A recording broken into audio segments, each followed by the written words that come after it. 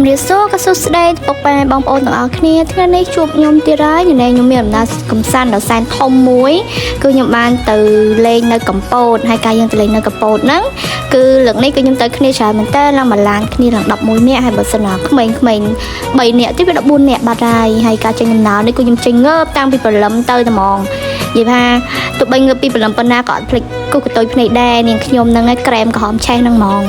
សម្រាប់វីដេអូនេះវិញគឺជាសកម្មភាពនៅពេលដែលពួកខ្ញុំងើបទៅតាំងពីព្រលឹមហ្នឹងហើយបន្ទាប់មកគឺពួកខ្ញុំបានជុំគ្នាអស់ហើយយើងក៏ធ្វើដំណើរហើយការធ្វើដំណើរបាយថ្ងៃត្រង់ហ្នឹងហើយគឺយើងយកអីមកពីហូបពីផ្ទះហេយើងមានជៀនសាច់ជ្រូកសាច់ជៀនអីហ្នឹងឯងហើយហូបបាយជុំគ្នានៅពេលដែលយើងឈប់នេះគឺយើងឈប់នៅកន្លែងទីតាំងមួយខ្ញុំអត់សូវស្គាល់ហ្មងដែរគាត់នៅដឹងថាគាត់ស្គាល់គ្នានៅកន្លែងលោកគ្រូហើយគាត់ឲ្យកន្លែងហូបបាយហើយគាត់ធ្វើអីគេហៅស្អីចាគឺទឹកគ្រឿងអូយពីផ្លេចតែបានហូបមកហូបបន្ទាប់ពីយើងហូបអាហារថ្ងៃត្រង់ហើយយើងក៏ធ្វើដំណើរបន្ទាប់ពីធ្វើដំណើរហ្នឹងរហូតដល់ខេត្តកំពតហ្នឹងគឺពួកខ្ញុំចូលមកទស្សនៈសិនអូយពីហាហត់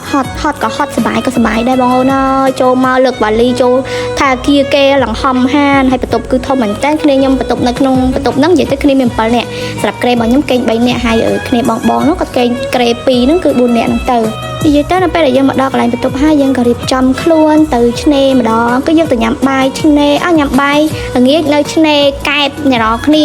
ហើយនៅពេលដែលយើងទៅឆ្នេរហ្នឹងក៏យើងចូលទិញបកាមឹកអីដែរនៅផ្សារសាមគ្គីផ្សារក្តាមហ្នឹងខ្ញុំភ្លេចបាត់ហើយដល់ពីវីដេអូក្រោយមកខ្ញុំនឹងឲ្យអ្នកនរគ្នាថាខ្ញុំមានសកម្មភាពអ្វីទៀតកុំភ្លេចណាតវីដេអូរបស់ខ្ញុំផងព្រោះខ្ញុំមាន3វគ្គទៅ4វគ្គហ្នឹងហើយជួបគ្នាវីដេអូក្រោយបាយ